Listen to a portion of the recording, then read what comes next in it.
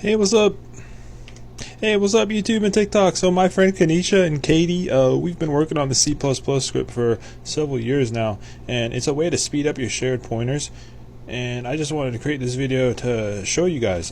So first, we're gonna do using namespace std up here. I like to do this before my includes, because I found out there's some performance improvements with this, because it loads up the standard library keywords correctly and whatnot. Okay, so we're going to include the IO stream and the vector, and we're going to create our own shared pointer macro right here. And we're going to use a variadic argument, and we're going to have select the t and then the variable name and then the variadic macro, and then we're going to have the t.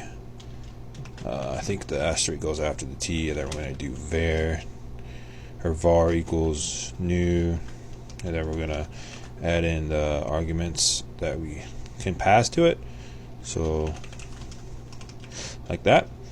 It's like catch all the arguments for the constructor of the macro, if that makes sense. So anyway, so let's create the struct now. So the struct is going to be a texture, and we're going to have an ID, and then we're also, we don't need to use std.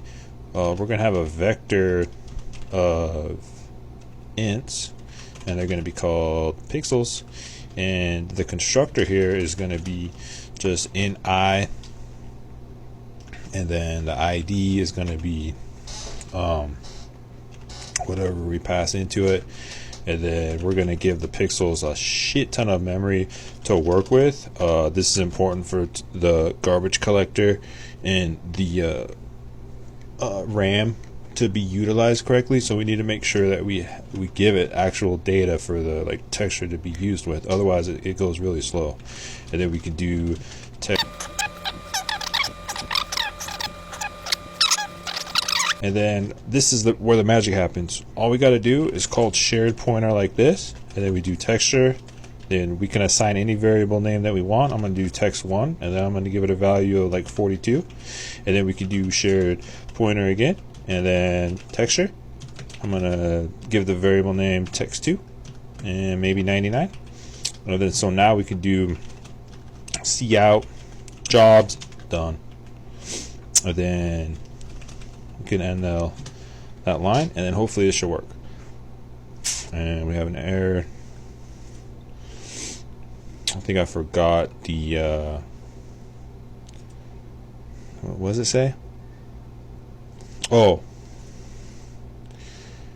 I think I used oh